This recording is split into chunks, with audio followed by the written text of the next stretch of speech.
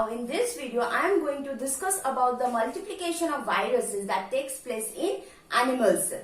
So the animal cell here is the host cell. In the last video I discussed about the multiplication of viruses in the bacteria cells, where bacteria cells are the host cells for the viruses. Now in case of the infection that is caused by viruses in bacteria, those viruses are known as bacteriophage. But in case of animals, bacteriophages have no role. So apart from bacteriophage, the other two classification of viruses, that is the helical virus and icosahedral virus, those type of virus that causes infection in the animal cell. So in case of animal cell, we do not have bacteriophage. In animal virus, it can be either helical or icosahedral. So in this case, the first step that takes place is attachment.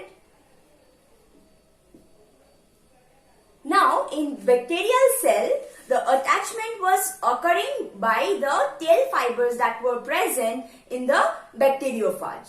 Now since bacteriophages are not causing infection in the animal cell, so there is some other ways to attach to the plasma membrane of the animal cell. Okay, so and that is, they have the attachment site. So these animal virus, they have attachment sites all over the surface. All over the surface. So these sites, these attachment sites, they are distributed over the surface so that they can go and absorb or attach to the plasma membrane of the eukaryotic cells. So this is how attachment takes place in the animal virus. The next step is, it has attached. Now it will enter into the host cell. In case of bacteriophage, if I jot down the points, what happened in the bacteriophage, first one was same attachment. Okay, and this was occurring through the tail fibers and with the receptor sites present on the cell wall of the bacteria. Second thing that was occurring was penetration. Now this was occurring how the phage was secreting an enzyme, that is lysozyme, which was degrading a portion of the cell wall and through which the DNA passes through the plasma membrane while the tail sheet contracts. In this case, the entry takes place in two different ways. One is by fusion, another is by the receptor mediated endocytosis. Now fusion means the attachment sites which were distributed over the surface, they will fuse with the plasma membrane of the animal cell, and thus it will enter into the cytoplasm. That is how fusion takes place. Directly it will attach and they will penetrate the nucleic acid. In case of receptor mediated endocytosis, this occurs by the process of endocytosis, where the plasma membrane, that starts protruding outside so that the virus particle can come inside. It's like this. Suppose this is the plasma membrane. So it starts to engulf the bacteria. Virus. So this is the virus particle. And they starts coming out. So this way they engulf the bacteria. This is the endocytosis. Slowly they are taking in the viruses. Okay, so this is how the entry is taking place. Now see one thing, since fusion, that means overall the virus is getting fused with the plasma membrane of the animal cell and getting inside, or this plasma membrane is intaking the virus by the process of endocytosis. So you can see the capsid portion, the capsid protein is also coming inside the cell along with the nucleic acid. In case of penetration, we saw only DNA part was going inside, leaving behind the capsid protein. But in this case, overall capsid structure, overall virus was going inside. Okay? So, the entry is done by these two processes, fusion and receptor mediated endocytosis. As soon as the virus comes and sits on the receptor side, the plasma membrane starts the process of endocytosis. From both the sides, it starts to come outward and engulfing the virus particle inside. Next, since the overall virus particle has gone inside, now the capsid portion needs to be degraded. Because the replication or translation that will take place in the DNA. So we need the DNA. The DNA must be exposed outside the cytoplasm. So the next step that occurs is the separation of this DNA from the capsid coat. So third thing is the uncoating, where this means this is the separation of the capsid protein from the DNA. Since the overall virus has come inside the cell, the host cell's lysozyme starts degrading the capsid protein. It starts destroying the capsid protein. So the DNA is now exposed and released into the cytoplasm. Okay? So in this case, what is happening? The host cell lysozyme, it senses that some foreign body has come inside the cell. So lysozyme starts degrading that capsid coat. Host cell starts destroying the protein coat. So the protein coat is now destroyed, the DNA is now left. So the next step is the biosynthesis. Now, in case of bacteriophages, the main nucleic acid that was present was DNA. But in case of animal virus, DNA as well as RNA are present. Either DNA or RNA can be present, never both. Okay? So the biosynthesis will occur for the DNA virus and for the RNA virus in a two separate pathway.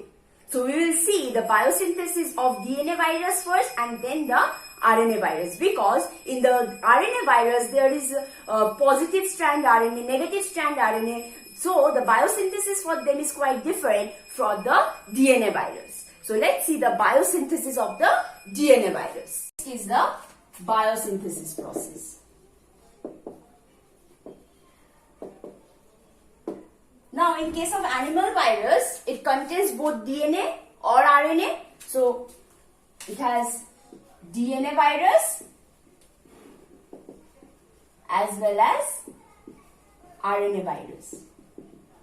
Now this RNA virus can be of positive strand RNA,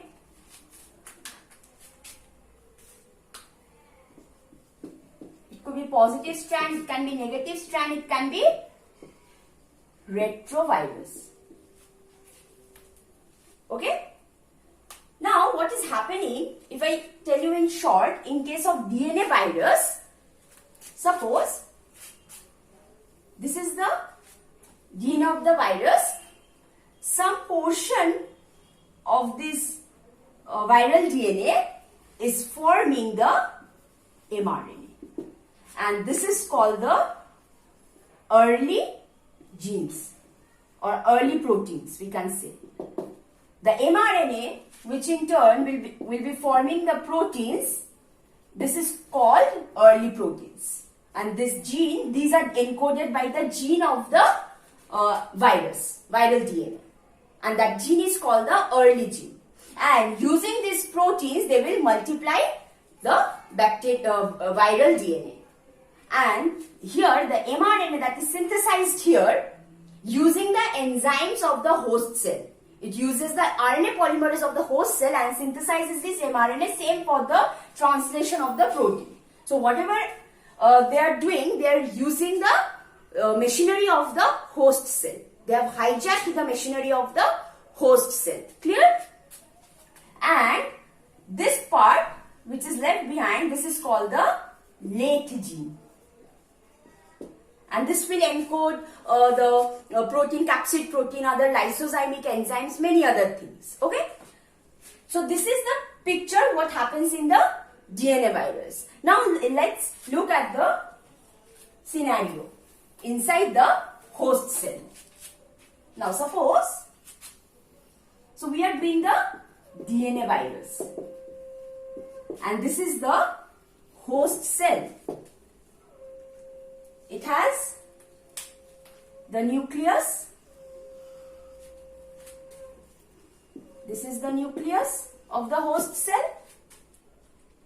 In case of bacteriophages or in RNA virus, this DNA replication occurs in the cytoplasm. But here in the DNA virus, the replication of DNA will occur in the nucleus of the host cell, utilizing the enzymes of the host cell. So the virus has entered and it had formed the circle, this. So this is the viral DNA.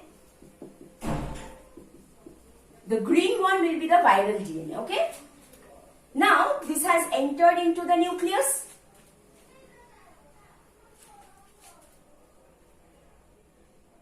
Now in the nucleus, that thing will happen, that is some portion of this viral DNA will start encoding mRNA. It will start the process of transcription. So this is the mRNA, which is encoded by the viral DNA, utilizing the machinery of the host cell, utilizing the polymerase of the host cell. But there are certain viruses like Pox virus, it has its own polymerase enzyme. Okay, this comes out and forms the proteins.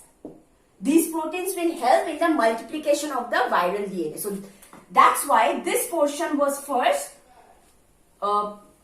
transcribed into mRNA so that it can form proteins and can multiply inside the host cell. These proteins are called early proteins, encoded by the early genes. So this part is called the early genes.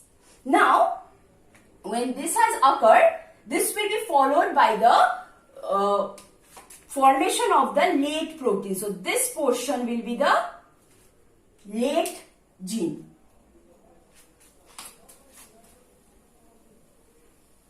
The blue one, this is the late gene.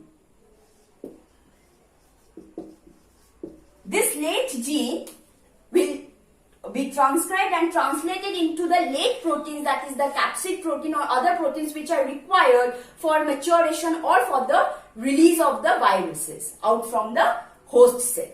So that's why they are called the late protein. They are not required immediately.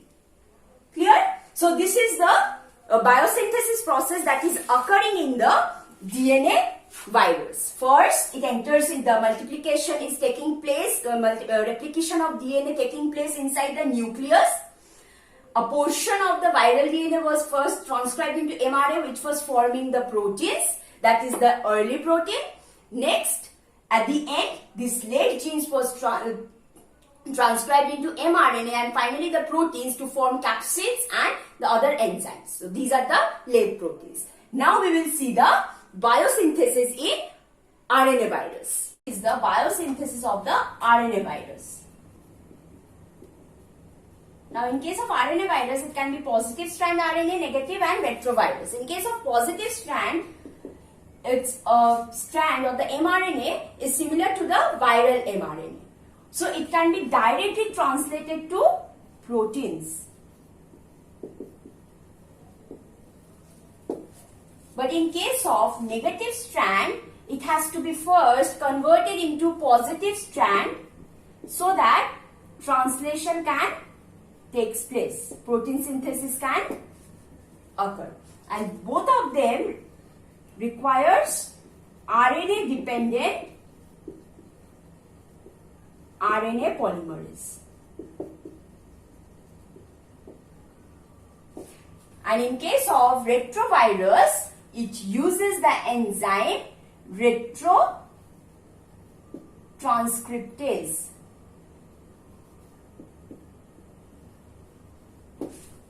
In this case, the DNA is converted to, the mRNA is converted to DNA. Here, mRNA is forming the DNA, and this DNA is called proviral DNA.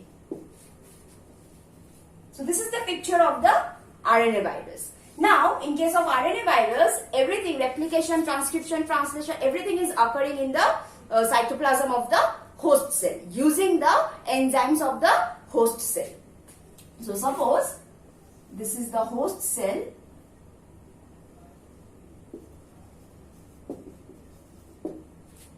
And this is the cytoplasm. So this positive strand mRNA has entered. Suppose this is the positive strand. So it can first form proteins, capsid proteins and other proteins that are necessary for the development of a virus that will occur, or other way around, this positive strand, this is the positive strand, this can be converted to negative strand so that from there many positive strands can be prepared, so that the multiplication of this virus can take place. Okay? So from this is the positive strand, this can be either converted to proteins directly, since it is similar to the viral mRNA, or it can be first converted to negative strand. Those negative strands can give rise to more positive strands so that it can prolong the multiplication process and generate large number of proteins and DNA that are required. So this is the positive strand RNA virus. Now for the negative strand, this is first converted to positive strand and then it can give rise to proteins, or this can again give rise to the negative strand, that from there again many positive strands can be synthesized, destroying the negative strand. So this is the overall process and overview of this RNA virus, how their biosynthesis process occurs in the cell of the host. Okay. So what is happening? In the positive one, it is directly converted to proteins, or it can be converted to negative strands so that from there many positive strands can be prepared. And from the negative RNA, it is first formed into the positive strand, which is complementary, and then that positive strand is forming the proteins, the capsid protein or other enzymes that are required. And in case of retrovirus, which are responsible for the viral cancer, in that case using the reverse transcriptase, sorry, this is not retrotranscriptase, it will be reverse transcriptase. I'm so sorry. It will be reverse transcriptase. So using the enzyme reverse transcriptase, it first forms DNA. This mRNA strand is destroyed after forming DNA, and this multiplies the viral proteins and the synthesis of other nucleic acid. So this is how the biosynthesis occurs in DNA virus and RNA virus. Now, the proteins, DNA, they are all synthesized separately. So this has to come together. In case of DNA virus, in the DNA virus, it was the nucleus of the host cell. This was the nucleus of the host cell, and inside this, the DNA, viral DNA was present, which was forming the mRNA. Now, and as well as viral DNA was also produced. Now, when the capsid protein, suppose, if I draw the capsid protein, these are suppose capsid proteins, this will come near to the nucleus. So, once it has come nearer to the nucleus, this DNA and the capsid protein will join together to form a complete virus. Clear? Same with this. So, these will assemble together. The head or the capsid protein and the nucleic acid will assemble together to form a complete virus. Same in the bacteriophage. In the bacteriophage, Next step was maturation, where the head and tail, they were coming together and assembled together to form a complete virion or virus. Same thing is occurring here. So the next step is the maturation step. Next is the maturation stage.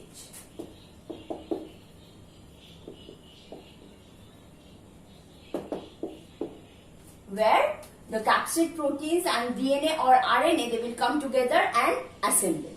Now, it will form complete virus in this stage, and after that, sixth step will be release. Now, the virus that is formed, it is made up of the capsid protein and the DNA. But there are several viruses like influenza. They can, in that kind of viruses, they can be enveloped. It can be non-enveloped. Now, during the release process, this can either lead to the destruction of cell, or it can just come out from the host cell without destroying the host cell. So this can either destruction, destroy, or no destroy. If I classify like this, destruction will occur when the virus is non-enveloped, and no destruction will occur when the virus is enveloped. Now, how is this occurring?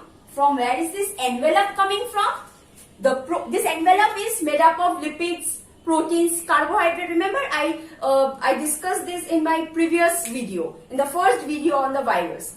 So, this envelope contains proteins, lipids, and carbohydrates. Okay? The proteins, they are encoded by the viral DNA or the viral gene. So these proteins in the envelope, this is encoded by the viral gene. Okay? These proteins will now come to the plasma membrane of the host cell. So the proteins that are prepared by the enzymes of the viral genes, the enzymes of the host cell using the viral genes, this will now migrate to the plasma membrane of the host cell, and it will then cover the capsid with this protein along with the lipids and carbohydrates that are present in the plasma membrane. So the lipids and carbohydrate part will come from the animal plasma membrane. Clear? So the lipids and the carbohydrate part, this too will be from the plasma membrane of the animal cell. So this is from the plasma membrane of animal cell. So this is how the envelope is formed, and slowly out of it, taking the lipid and carbohydrate, covering it with this lipid, carbohydrate and protein, it will bud out from the plasma membrane. So that's why it is not causing any destruction to the host cell, because this is just coming out, this is just budding off from the plasma membrane without causing any lysis or degradation of the plasma membrane. So destruction is not occurring due to budding. This virus encodes itself or coats itself, covers itself with the lipids and carbohydrate plasma membrane along with the proteins that are encoded by the viral genes, and buds off from the plasma membrane. So causing no destruction to the host cell. But in case of non-enveloped, they directly cause destruction. They degrades the plasma membrane and comes out of the host cell. Thus, it causes destruction to the host cell. So, this is how the release can take place. So, this is an overview, or we can say that this is all about the biosynthesis and the multiplication of the virus in the animal cell. In case of plant cell, the multiplication process is similar to that of the animal cell because of the presence of eukaryotic cells. But the virus enters into the plant cell due to the lesions that is created or due to the destruction that is caused by the insects. Clear? So, these are the ways by which plant virus can enter into the plants. So, this is all about the multiplication of viruses in bacteria and in animals. Thank you.